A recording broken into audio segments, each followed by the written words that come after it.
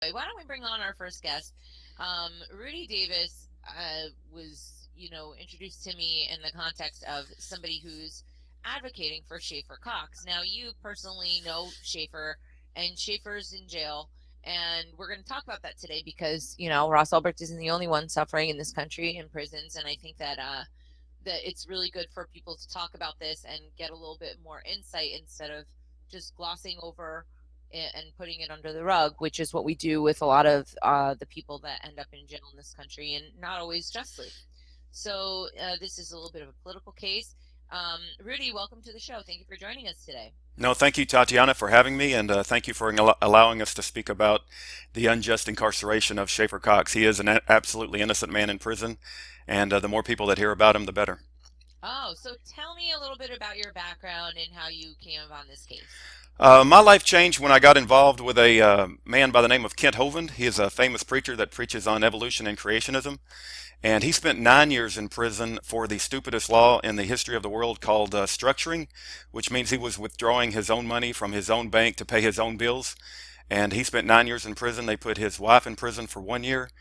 And my wife wrote him a letter in prison, and he wrote us a letter back, and he called us. He ended up calling us, and we ended up getting involved in the Ken Hovind case, and that was how my life changed. I started to awaken to the prison industrial complex, how unjust our judicial system is, and from there it's been an incredible journey. But Schaeffer Cox was one of our next focus points when we found out about him and what has been done to this young freedom fighter in our country. So it started off with Ken Hovind, and now we're on Schaeffer Cox, and there are others as well. Like you said, there are many others that have been locked up as political prisoners in our country, and thank God that we do have some people that are speaking out about it.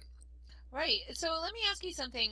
You're a member of a religious group called Gideon's Army. Can you tell me a little bit about that? Why was this religious group so brought to this? Like, why is this something that they care about? You bet. This same group of people that came together for Ken Hovind, keep in mind that even though he spent 9 years in jail for structuring and he was unjustly targeted, they wanted to put him in prison for the rest of his life. So a group of people came to, they wanted to actually keep him in prison because he mailed a letter. It was absolutely absurd. There's been many documentaries and videos about it. You'll have to check it out when you get time. But he's a prolific writer. He wrote a book called The Kennel, which exposes the prison industrial complex. And Gideon's Army came together for Ken Hovind, and I think a lot of us learned, how unjust our American legal system is about prosecutorial misconduct, about judicial misconduct. And when we saw that, we realized that we had to say something. And as in Gideon's Army, we make noise and we shine light. So we go speak to anybody that will allow us to speak about this topic, and we educate. We meet every Saturday. We pray. We read our Bible. We speak about and give counsel to each other about how to make noise and shine light for these political prisoners. And that's what we do every Saturday with Schaeffer, and we give counsel to each other about how to educate people on Schaeffer's case. Because there's a saying that Schaeffer often says, and it's when the truth gets out, so will he. When people understand what really happened to Schaeffer and his situation, they will be forced to say something because it's just so horribly unjust. And I can't believe that we've got to a point in this country where we do have political prisons. Most people don't even know that we have CMU prisons. I don't know if you've ever heard that word, Communications Management Unit. There's one in Marion, Illinois, and there's one in Terre Haute, Indiana, and it's absolutely horrific. There's less than maybe 150 prisoners, and these two political prisoners. There's documents on YouTube called "The Secret Prisons You've Never Heard of." Uh, they're going to make a movie about Schaeffer's life one day, and they're going to make a movie about this whole situation.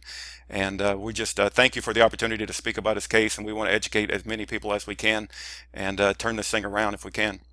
Absolutely. I think it's wonderful work that you guys are doing because a lot of times people who are in the prison system are these sort of forgotten little bastards that no one cares about, and Yeah. people don't ever stop to think about, is this just, and what do we do with these people? And I think that one our society is sort of judged on that, not just on these happy little moments that we have, but also how do we treat our prisoners, and how do we administer justice? Otherwise, it's just a lot of lip service. Can you tell me a little bit about Schaeffer, as if I knew nothing about the case? A lot of our audience isn't familiar with it. So Because it seems a little complicated to me as well. So can you Right. kind of walk me through it? You bet. So Schaeffer Cox, I want you to imagine like Thomas Jefferson, Samuel Adams, George Washington, Patrick Henry, Benjamin Franklin, all rolled up into one, and a good-looking young man that knew how to motivate people about the Second Amendment. He knew how to motivate people about freedom. He was a liberty speaker like you won't believe. He was Alaska's best and brightest when it came to speaking about liberty, and everywhere he went, thousands of people would listen to him speak, and he would expose, a lot of the injustices and corruption in our government. And I believe he was targeted for that. Matter of fact, the first time I learned about Schaeffer, I was trying to go to sleep. I had to get up for work early in the morning, and my wife was watching a Montana speech that was given by Schaeffer, and it's called the Montana. It's called the solution speech by Schaeffer Cox. And if you get a chance, it's about an hour and 40 minutes. It will change your life because you'll see the heart of this young man as he speaks to this crowd, and you'll see what he's all about. And I realized when I heard him speak, I was like, what happened to him? Let me investigate a little bit more. I wrote him a letter. We started to communicate. I've now sent him about 300 different emails. We put up over 650 videos on YouTube just on his case alone.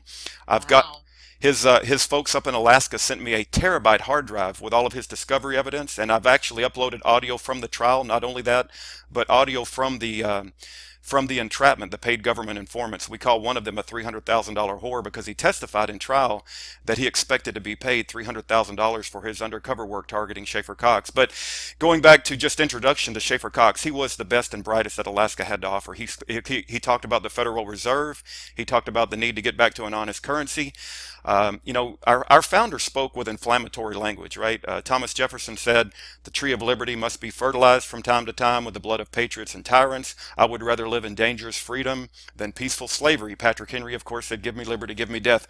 When Schaeffer spoke, he spoke like that, right? He spoke, and he had an incredible, he still has a masterful articulate control of the English language. When I read some of his letters from prison, I break down crying, and I have to give them to my wife because she's more emotionally stable than I, and so I have her read the letters. But he absolutely can absolutely reach in and touch your heart when it comes to freedom, and that's why they had to shut him up.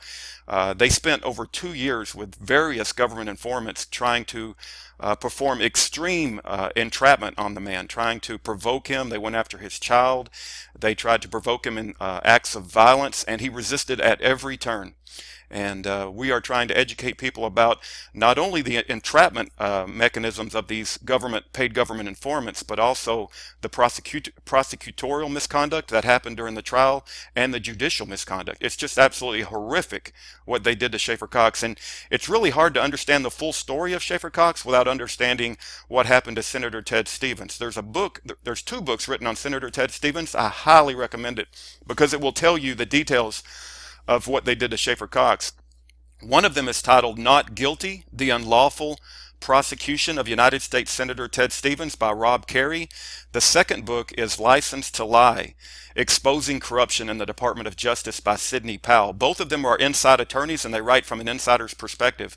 The reason it's important to understand what happened to Schaeffer Cox is the same prosecutors who withheld exculpatory evidence, who used known perjured testimony, who manipulated witnesses. The same prosecutors, Joseph W. Bottini as the lead prosecutor in the Ted Stevens case, the same prosecutor that has been exposed for everything that he did to Senator Ted Stevens, he also is a prosecutor in Schaeffer Cox. It's called the Polar Pen Team. They used known fabricated testimony from a pedophile. Matter of fact, Schaeffer Cox was exposing this pedophile ring in Alaska, and that was why he was targeted because they had to shut him up. So I mentioned a CMU prison earlier, and it's called the secret prisons you've never heard of, Tatiana. But the reason they put him in CMU is because they couldn't get it. They didn't want him to get his message out. Well, for some reason, he spent 3.5 years in CMU, and nobody could barely hear from him. But just within the last year and a half, they've taken him out. I don't know what happened, but we're taking advantage of that, and so we're taking information as we hear from Schaeffer, and we are getting it out on YouTube and social media. And thank you for allowing us to speak about his case, because it is absolutely horrific. If they can do this to Senator Ted Stevens, if they can do it to Schaeffer Cox, they can do it to you and me. And for whom the bell tolls, who's going to be next? Okay, now I just want to hop in here for a second, if that's okay. Um, Now I think it might be important to point out some of the evidence. I mean, a lot of the evidence that was not ever brought to court, like the recordings, the basically, it was kind Guys, of. I still don't understand what he did, though. Okay, all right. If you want to go through the charges, You bet. what they You you charged Yeah, him with. you because bet. before we start analyzing it, I wanna understand better, and I want our audience to feel like they understand what he's actually in prison for. You bet, you bet. He was brought up on charges with conspiracy to murder government agents, which is absolutely ludicrous. There was no victim. He never planned on murdering anybody. They brought him up on conspiracy to possess illegal firearms. I've got one of an example here. I don't know if you guys see this. This is any redneck in Texas has one of these. It's called a grenade shell. There's a hole in the bottom. They make a joke at it where they pull little things, pull here for complaint. Schaeffer had a few of those, and they said that because he had black powder in a different part of the garage and somebody planted fuses, that he was conspiring to own live grenades. That is absolutely ridiculous. Schaeffer writes a long write-up about all of these weapons charges. He stuck a rubber hose on the end of his gun and filled it with shaving cream, and they said that he was conspiring to own a silencer. That's absolutely ludicrous. You can actually legally own a silencer if you pay a $200 tax, but to spend 27 years in prison for these conspiracy to possess illegal weapons charges, and then anybody that knows Schaeffer, anybody that knows the details of the situation. Matter of fact, Larry Pratt with Gun Owners of America has came out and publicly said that Schaeffer's case is a case of extreme government entrapment, and so that was the charges, Tatiana. To answer your question, conspiracy to murder government agents, absolutely ludicrous. He often said when these, and keep in mind they had hundreds of hours from paid government informants where they were trying to provoke him to violence. They would bring up this plan 2-for-1, where Schaeffer was supposedly going to kill 2 government agents for every 1 militiaman that the government took. Absolutely ludicrous. Schaeffer would often say, "I'm going to pull a Gandhi, not a Rambo." He told Bill Fulton, who threatened to slit Schaeffer's throat, and he used a bunch of expletives, that he told Bill Fulton, "I've never punched anybody in the nose, and I don't want to start now." And this is after Bill Fulton, who's being paid by the government to provoke him to violence. One of the paid government informants, and people are going to think I'm exaggerating, Tatiana, but one of the paid government informants ran drugs for Hell's Angels, right? And this guy, That's not unusual. That happens, I think. he was trying to avoid his own life sentence. He had a lifetime of cons that he was trying to avoid his own life sentence, and they hired this Gerald J.R. Olson to go after Schaeffer, and it's just absolutely horrific. It's not only the extreme entrapment, but it's the prosecutorial and judicial misconduct once it went to court, and it's the same team that went after Senator Ted Stevens and has been disciplined. They've been publicly disciplined, but they don't ever get held accountable. I mean, even though they write a book about it and a judge may say, slap them on the hand and say, "Bad prosecutor," nobody ever goes to jail and nobody ever gets penalized and nobody ever loses any, money. So that's the problem that we have in our society, is nobody's ever held accountable, whether you're a federal judge or whether you're a prosecutor that's gone off the rails. Right. There doesn't seem to be much accountability in my experience as well. Josey, how did you first meet Schaeffer, and what's been your impression of this whole situation? Well, it was actually through mutual friends that I guess we came to know each other, and he was a kind of a supporter of what I was doing, and I was obviously an advocate for his freedom. And it was I think Kat Bleish. Yeah, big supporter, of course. She connected us some time ago, and that's how I got to speak with him, and we've become very, very good friends. And I mean, I am still dumbfounded at the fact that no one knows. I think that one of the major one of the major points in this case is that he's being held in the CMUs, and I know the video that you're speaking of, Rudy, the secret prisons that you've never heard of, and there are only 2 of them, and the one that he's in is actually called it's nicknamed Little Guantanamo because it's where they put political prisoners. They have the amount of communication that high security prisons filled with convicted mass murderers and just very violent human beings who've committed violence and murder, and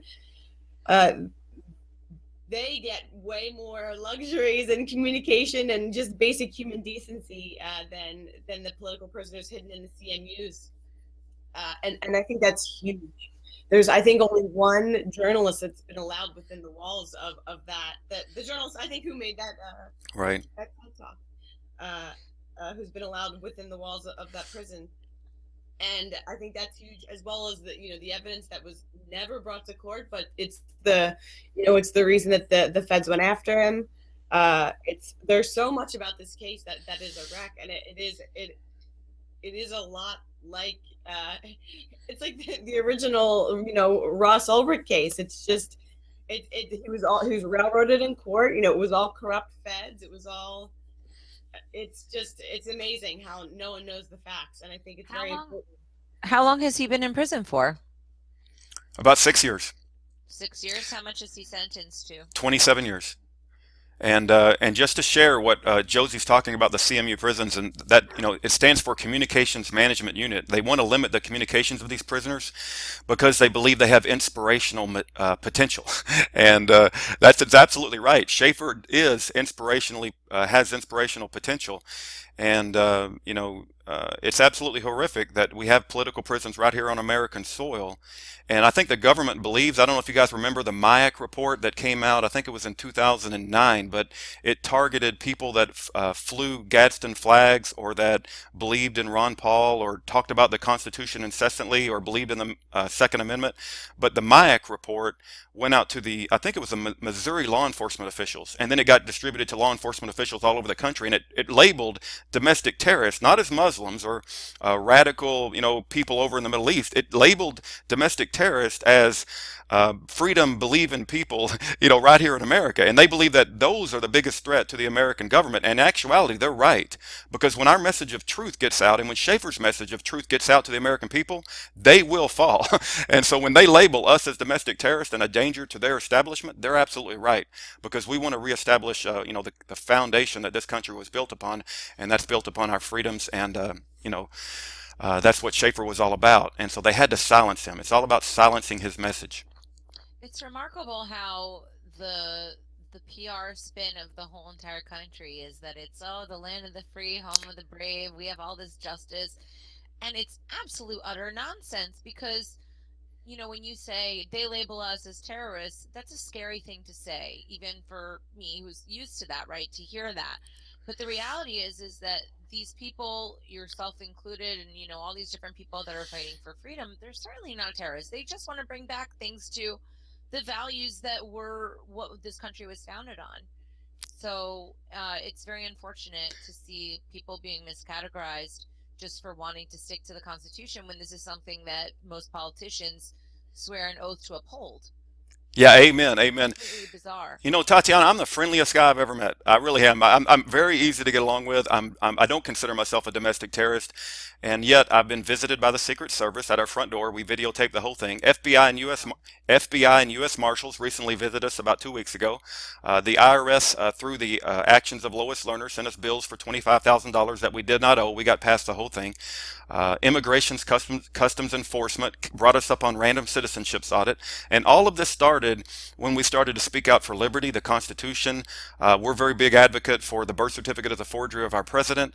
We're a very big advocate for the Second Amendment, and we're a very big advocate for political prisoners. And when you start speaking things like that, the establishment will bring all of the tools to bear against you to silence you. And but just like Shadrach, Meshach, and Abednego in the Bible, they didn't bow the knee, right? And the Bible talks about the men who do not bow the knee to Baal, and they just stand up for what they believe in. And so I believe Schaeffer is a man like that, and I believe we need him on the outside. We need Schaeffer on the outside, because if they hadn't thrown him in prison, there's no doubt in my mind he would be a tremendous leader in our country today for the cause of liberty. I have no doubt.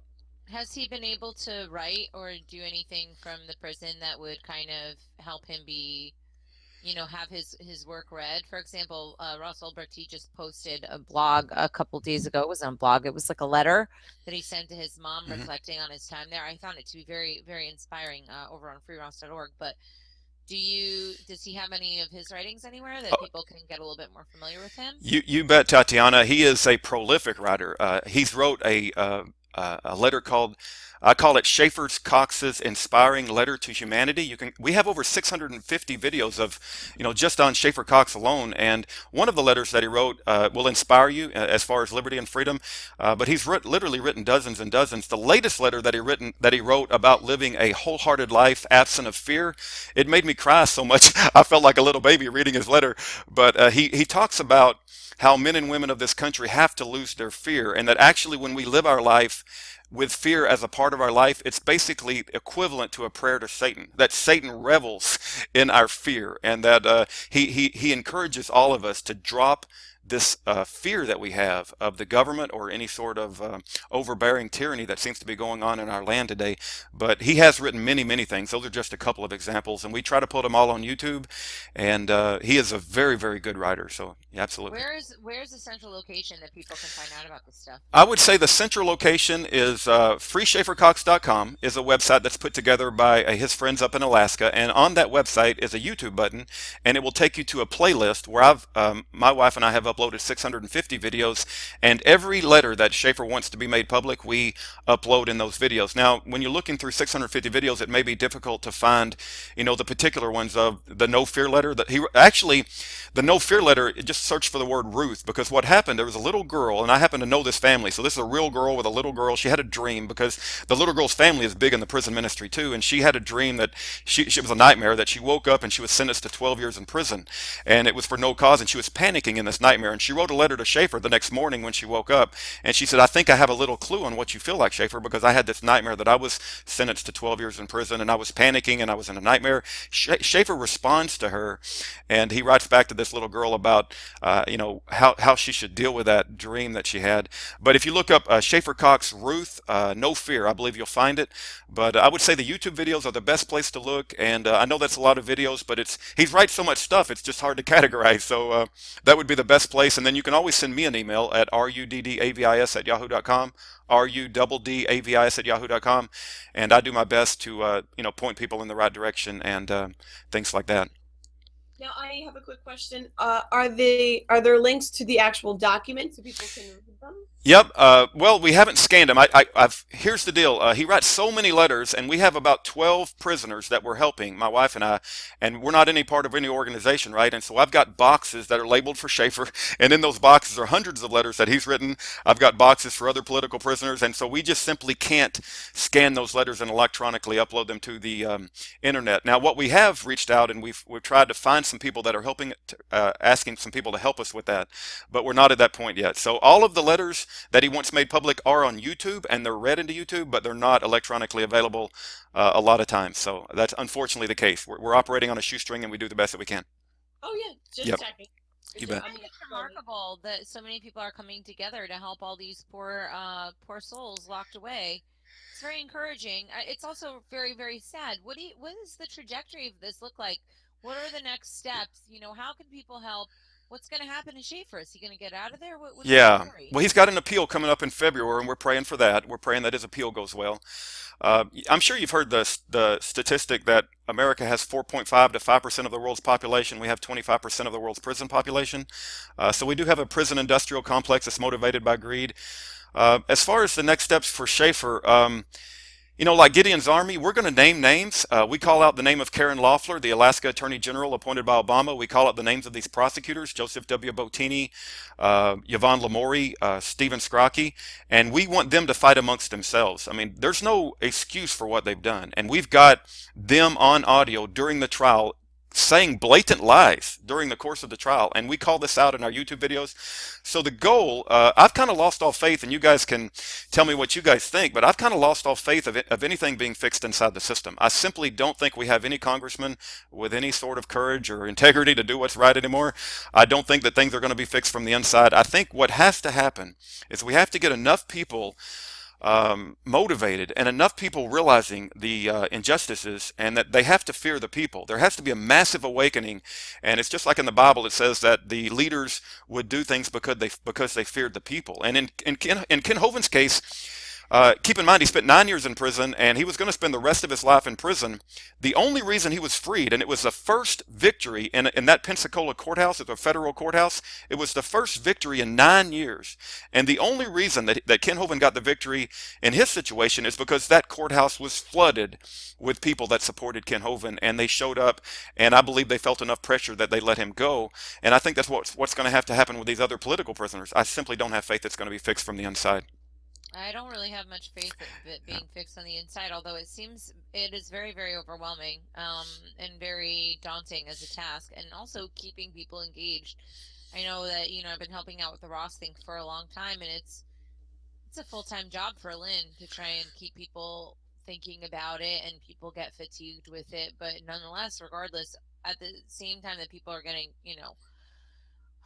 overwhelmed with this information, these people are still sitting in prison, and there has to be something that's done. So I really appreciate your efforts. I think that's really wonderful, that you and your family, and as well as the Gideon's Army group are taking an interest in what's not always the most popular kind of activism, I guess.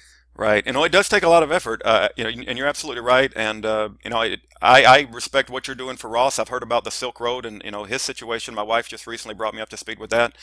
We've got to go back to a society that has empathy, and we've got to have justice and righteousness. The Bible talks about it falling in the street, and who's going to pick it up, right? And so we need justice and righteousness. We need to reclaim our empathy, right? If we allow innocent people to go to prison, and Schaeffer hasn't seen his kids in 6 years, right? We just recently, I shouldn't say that because he did not see them for 6 years, but just in the past 2 to 3 weeks, or maybe 2 months. I forget the exact time frame, but just recently, Schaeffer did visit his children. It was the first time he'd ever seen his little girl because his little girl was born a week before he went to prison. And so he got to hold his little girl, he got to hold his son, and his mother flew down from Alaska. And it's like, what did Schaeffer do wrong? The only thing he did wrong was he was too good at what he did, right? He was too good at speaking for liberty and freedom. He was too good at promoting the ideals that this country was founded upon. And it breaks my heart when I think about that we allow this to go on in our society. And if we allow this to go on with Schaeffer and Ross, other political prisoners, you can hang it up. We got to put an end to it. And it's going to take people coming together on a massive scale and raising holy hell with our government and saying we don't tolerate this anymore. I think that there is a groundswell. This seems to be an issue that is gaining popularity. I mean, maybe I'm in terms of prison reform and sentencing reform and all these kinds of justice reform um, pushes that are going on. But I don't know if I'm looking at that from a hopeful perspective and only seeing what I want. But I do sense that people are waking up to the injustice going on, and there does need to be some sort of a breaking point. And I'm very grateful to be a part of kind of pushing Amen. that line, because it's completely unacceptable. When I went to the prison the first time to visit Ross, it was so traumatic. For 2 months, every single day I was crying. It was so horrible, Yeah. because it wasn't just Ross. It was, you know, centuries of people being treated this way. If we don't like what you're doing, we're going to throw you in a cage. There has to be some sort of an evolution of mankind where, yes, obviously people do bad things, blah blah blah. I'm not even saying that in these cases bad things were done, but how do you treat those people? How do you fix them?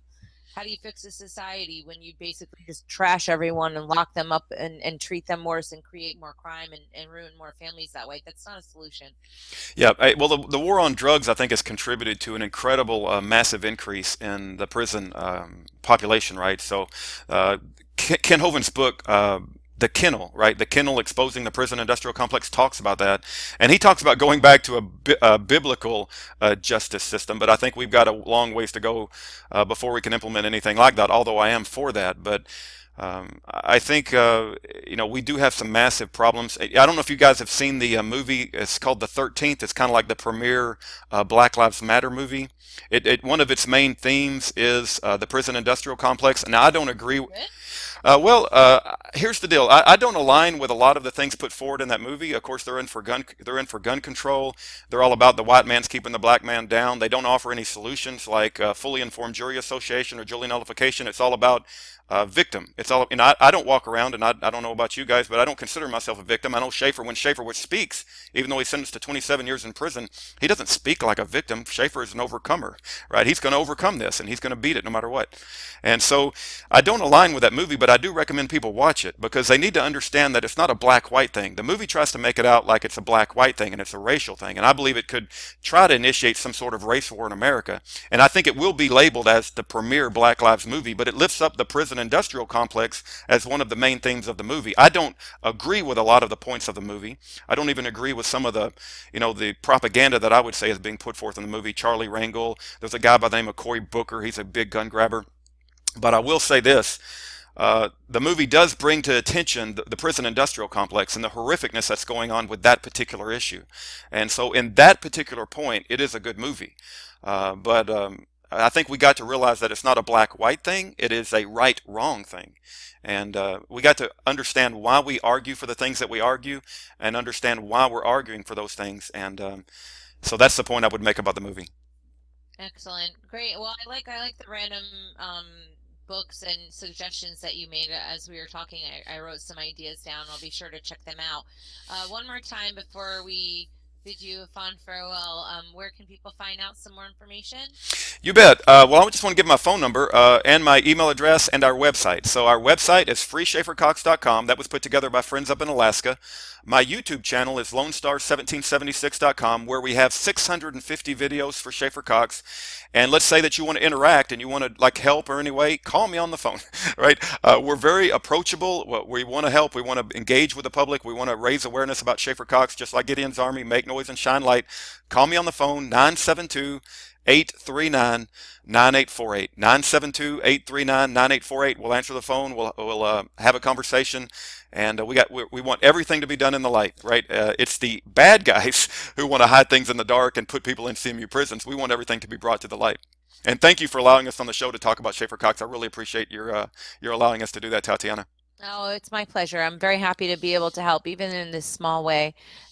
So there's usually a magic word because we're broadcast over liberty.me, IPM Nation, LRN.FM, and also on Let's Talk Bitcoin, and they have a magic phrase so people can get LTB coins.